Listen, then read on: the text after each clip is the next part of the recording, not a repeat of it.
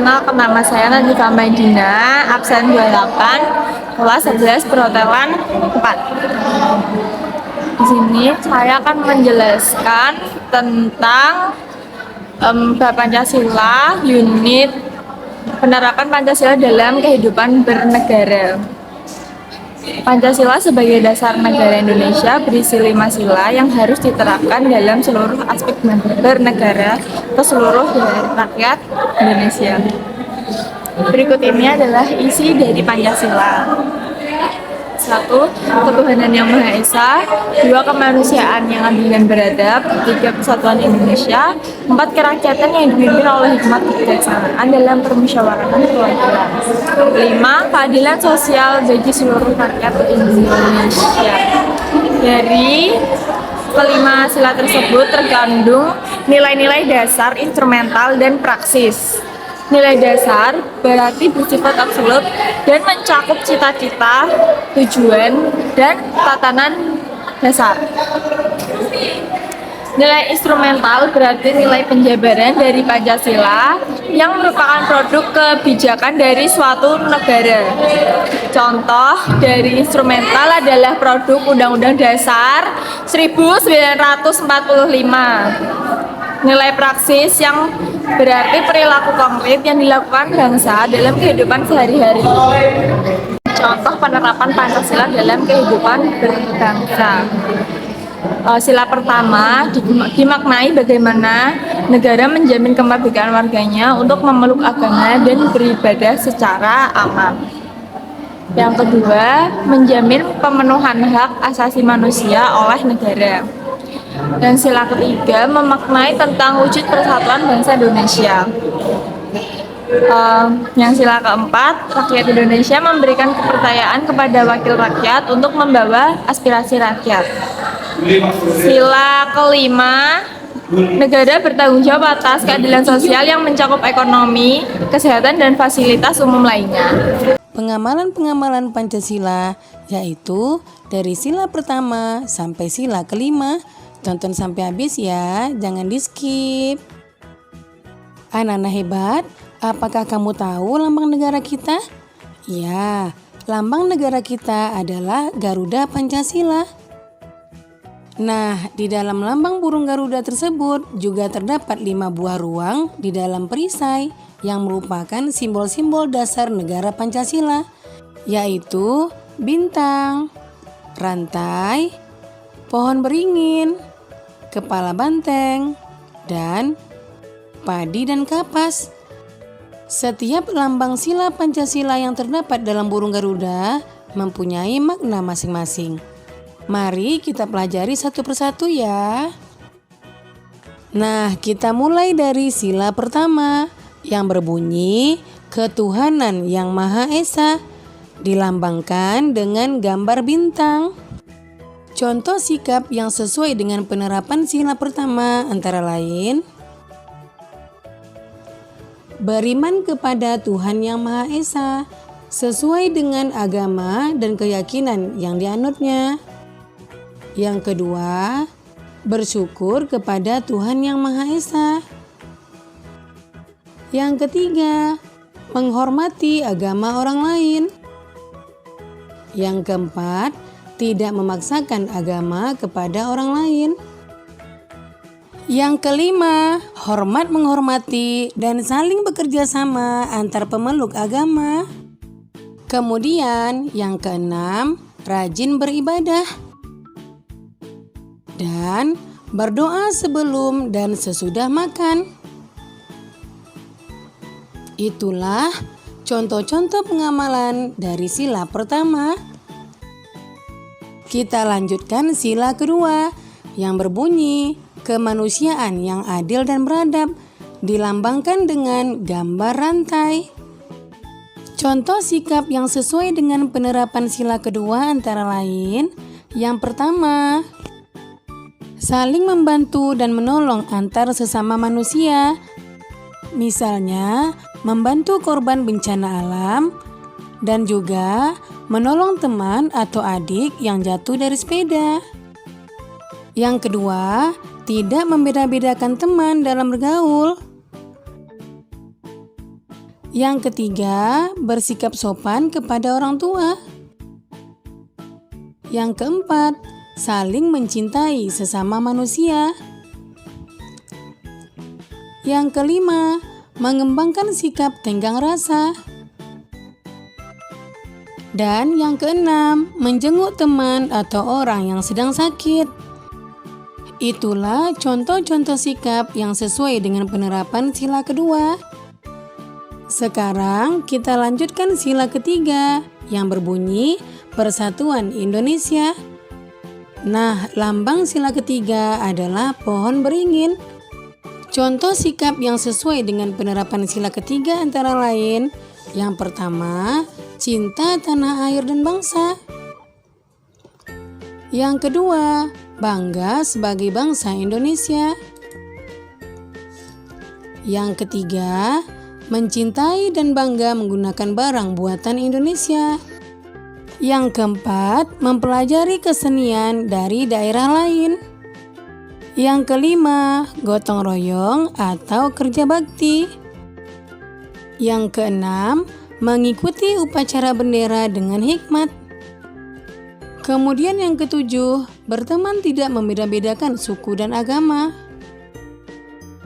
Dan yang terakhir, bermain dengan rukun bersama teman. Itulah contoh sikap yang sesuai dengan penerapan sila ketiga.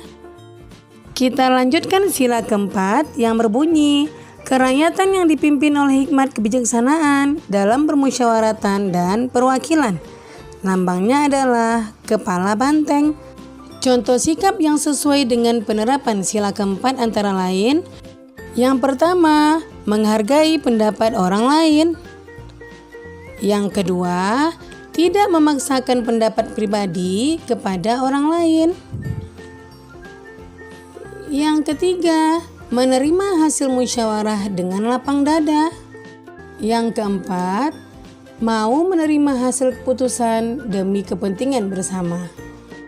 Yang kelima, mengutamakan kepentingan bersama. Dan yang keenam, musyawarah dalam pemilihan ketua kelas. Itulah contoh sikap yang sesuai dengan pengamalan sila keempat. Kemudian sila kelima berbunyi keadilan sosial bagi seluruh rakyat Indonesia. Sila kelima dilambangkan dengan padi dan kapas. Contoh sikap yang sesuai dengan penerapan sila kelima antara lain, yang pertama, suka memberi pertolongan kepada orang lain. Yang kedua, menghormati hak-hak orang lain. Yang ketiga, tidak berbuat curang kepada orang lain. Yang keempat, tidak boros dan suka menabung. Yang kelima, menghargai hasil karya yang dibuat orang lain. Yang keenam, melaksanakan hak dan kewajiban secara seimbang. Yang ketujuh, menghormati hak-hak orang lain. 8. Berbuat baik dan saling membantu serta bergotong royong. Itulah contoh sikap yang sesuai dengan penerapan sila kelima. Nah, demikian video pembelajaran Ibu kali ini. Semoga bermanfaat ya. Jangan lupa kamu jaga kesehatan, ikuti protokol kesehatan, tetap di rumah, dan semoga wabah COVID-19 cepat berakhir dan anak-anak Ibu bisa datang ke sekolah lagi, bertemu teman-teman dan guru yang dicintai. Sekian, Assalamualaikum warahmatullahi wabarakatuh. Kemudian saya akan membahas tentang set Undang-Undang Dasar Negara Republik Indonesia Unit 4 Studi Kasus Pelanggaran Norma dan Regulasi. Norma merupakan kesepakatan dari berbagai pihak, karena itu ia harus kita terima dan patuhi, meskipun kita bukanlah orang yang terlibat langsung dalam proses pengambilan kesepakatan tersebut. Contoh, jika seorang warga masyarakat melanggar kesepakatan yang diatur oleh norma agama, dia akan mendapatkan konsekuensi atau akibat sebagaimana yang diatur oleh ajaran agama tersebut. Baik dia akan menerimanya ketika masih hidup di dunia maupun kelak setelah dia meninggal dunia. Seseorang yang melakukan tindak pencurian, maka ia telah melanggar pasal 362 KUHP yang menyatakan barang siapa yang mengambil barang sesuatu yang seluruhnya atau sebagian kepunyaan orang lain dengan maksud untuk dimiliki secara melawan hukum diancam karena pencurian dengan pidana penjara paling lama 5 tahun atau pidana denda paling banyak Rp900. Contoh kasus pelanggaran norma.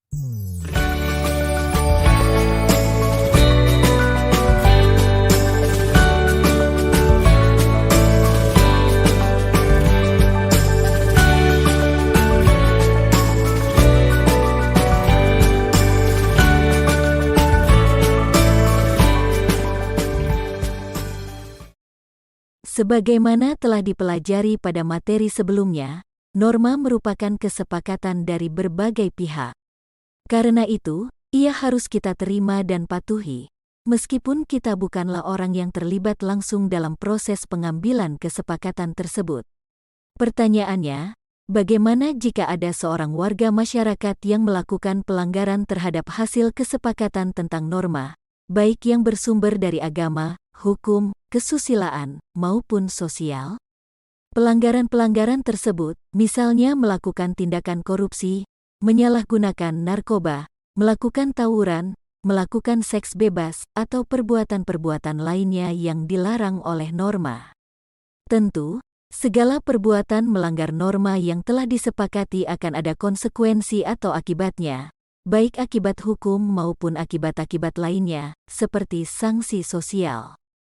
Contoh, ketika seorang warga masyarakat melanggar kesepakatan yang diatur oleh norma agama, dia akan mendapatkan konsekuensi atau akibat yang diatur oleh ajaran agama tersebut, baik dia akan menerimanya ketika masih hidup di dunia ataupun kelak setelah dia meninggal dunia. Contoh lain, ketika warga masyarakat melanggar kesepakatan yang telah digariskan dalam kehidupan bermasyarakat, yaitu norma kemasyarakatan, dia akan mendapatkan konsekuensi berupa sanksi sosial dari masyarakat tersebut. Apakah sanksinya berbentuk pengucilan atau bahkan pengusiran?